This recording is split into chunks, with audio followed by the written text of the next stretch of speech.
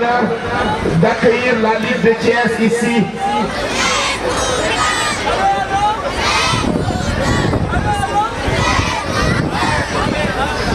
yéen ñi nga xam ne yéen a ñuy seetaan ci le Thiessois TV tey nag nekk ñu à Thiès mais on est à Dieuppeul tout simplement pour ànd ak ñi nga xam ne mooy club de randonnée bu Dieuppeul ñoom ñi nga xam ne dañuy fêter seen fukki at ñuy def li nga xam ne mooy randonnée nag dafa am solo su ngeen liggéeyee du lundi au samedi le dimanche ngeen ànd daal di dox googu nag day wuteeg dox bi nga xam ne da nga koy dox di liggéey parce que dox bi da lay permettre nga sport moo tax day ñu ànd ak Thiès Trekking Club association départementale de la presse sportive tamit ñoom it ñu daal di fekk si ñi jógee Kër Massar ñi jógee Mbour ñoom ñëpp daal di ñëw fii ci Dakar daal di randonnée si gis ngeen tout juste derrière moi cette foule ñoom ñëpp pare nañ fi mu nekk nii fas yéene daal di dox bu nga xam ne day faj yaram suivons ensemble ce dimanche à Dieuppeul.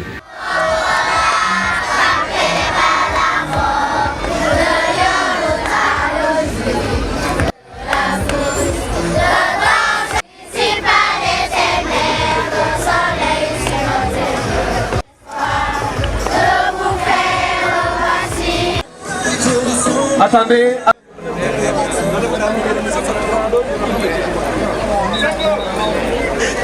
Voilà. Après nga yokk ko bu baax. Allez, c'est parti. C'est parti tout le monde. Tout le monde ici. Avec la musique, avec la musique.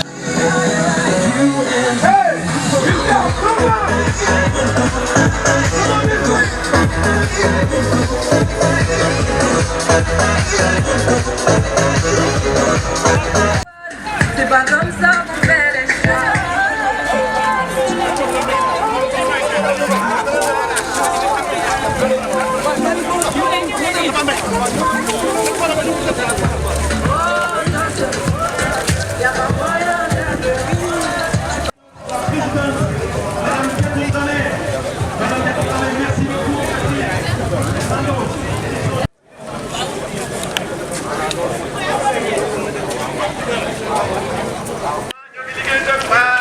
Ligue de Dakar, la Ligue de la randonnée.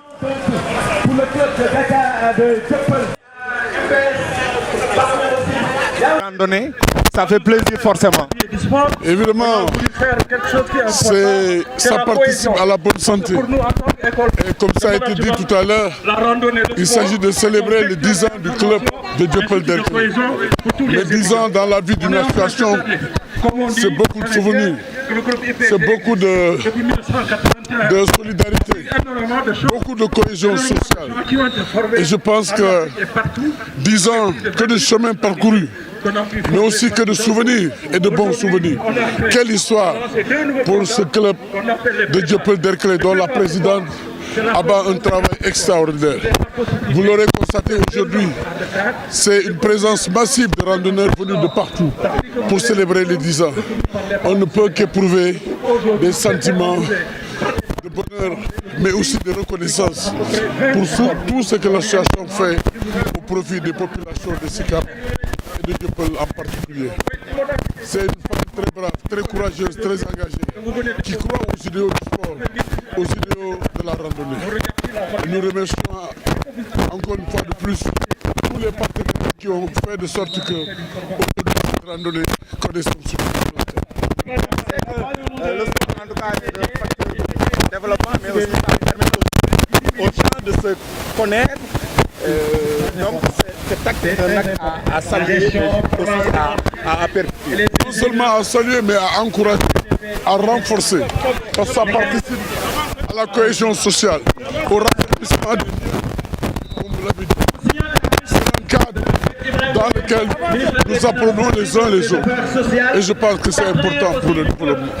De Dieuppeul-Derklé, en même temps présidente du comité de pilotage de la grande randonnée pédestre des Sicap. 10 ans, c'est énorme. C'est pas beaucoup, hein? C'est beaucoup, mais c'est pas beaucoup quand même. 10 ans, c'est l'âge de la maturité. Comment vous avez parvenu à maintenir ce cap dans les 10 ans? Ça a été facile, parce qu'au-delà de l'activité physique, nous formons une famille. C'est ça qui fait la force du club de randonnée Dieuppeul-Derklé. Parce que là, au-delà de l'activité physique que nous faisons, nous partageons des moments de convivialité, des moments de cohésion, des moments de sociabilisation et des moments de bonheur aussi, de forts moments de bonheur. Donc c'est pour cela que c'est devenu une grande famille.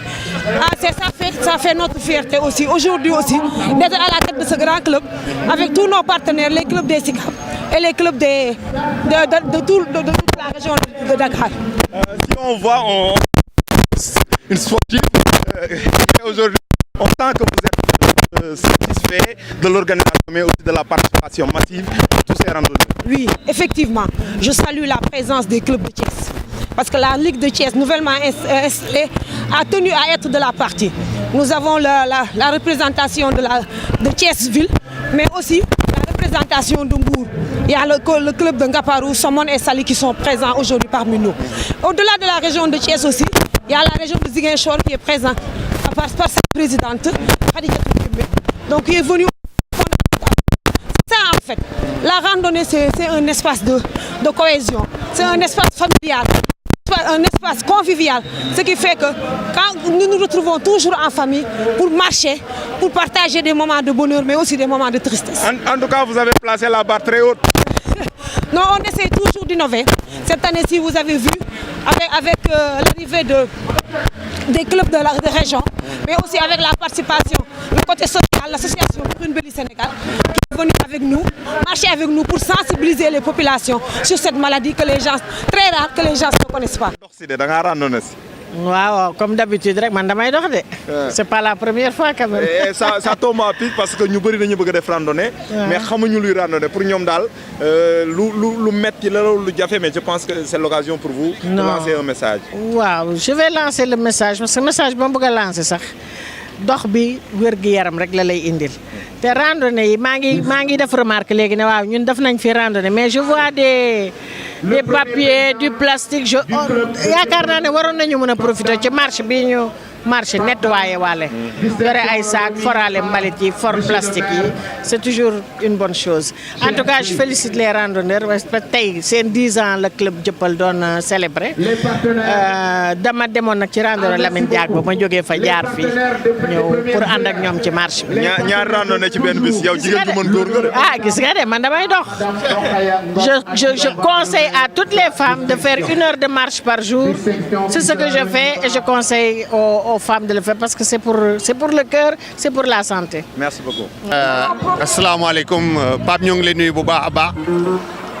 Bu ñu ñëwee tey fii ci Dakar c'est que le club de Derklé SICAP ñooy def seen 10 ans ci 10 ans yi ci la ñuy invité moo tax tey ñu ñëw marqué notre présence et comme dañ ne randonnée c'est toute une famille, le sport étant une famille, donc fu ñu mënti invité aussi dañ ciy dem. Les autres présidents du club, Mermoz. Bon, xam nga ñun dañ di ligue bu nga xam ne mi très jeune. Ce n'est que le 30 mars dernier que lañ ko installé. Donc ñoo ngi petit à petit ñoo ngi def suñu activité. Une des activités phares, ça sera le marathon de Thiès bi nga xam ne le semi-marathon de Thiès bi nga xam ne dañoo ci invité parce qu'il y a une randonnée le matin et ça va se passer le 8 juin. Donc on est obligé de nous préparer par rapport à ça. Loolu moo tax ñuy ñëw ci manifestation yu mel nii. De la randonnée, monsieur Padabo, applaudissez. waaw xam nga randonnée dañuy xeetu tàggat yaram bu nga xam ne dafa baax ci nit parce que randonnée du lu nga xam ne da ngay course randonnée du lu nga xam ne da ngay gagner prix randonnée lan la da ngay dox pour defar sa yaram am na feebar yu bari feebar yi nga xam ne feebar yi xol la feebar yi diabète suukar seeg yooyu yëpp booy def randonnée da ngay gis ne yow randonnée bi dina la apporter dara sa yaram parce que bu dee suukar si da ngay gis ni suukar si dina commencé wàññi bu fekkee ne sa xol mooy métti da nga gis ne sa rythme cardiaque bi dina xaw a commencé doon normal donc mën nañu wax ne fii mën nañ la bindal ordonnance bi lay docteur bindalaat mooy danaa la demal seeti gars yi randonnée nga ànd ak ñoom. jërëjëf yéen ñi nga xam ne yéen a ñu seetaan ci le Thiessois TV. Vous soyez à Thiès ou de Thiès, que vous soyez à Dakar ou tout simplement vous êtes venu aujourd'hui des régions tey gis ngeen ne dox nañu ànd ak ñi nga xam ne ñoo doon def randonnée nag wuuteeg jóg dox parce que bi dox buy faj la moo tax dégg ngeen madame le maire bu Dakaru message bu mu lancé nee na bu leen ragal randonnée parce que da leen permettre ngeen faj seen yaram permettre leen ngeen faj li nga xam ne mooy maladie yi nekk ci biir di leen jaajëfal bu baax a baax ci seetaan mais un très très grand merci à mon cadreur Junior Ndiankou Badji nga xam ne liggéey bu rëy bi ngeen gis yëpp moom moo ko def toutes ces belles images yi ngeen gis tey c'est grâce à lui merci Badji. Restez connectés sur le Thiessois TV et surtout ne l'oubliez pas, abonnez-vous parce que chaîne bi on va vous accompagner partout dans le Sénégal. Le Thiessois TV s'exporte pour vous.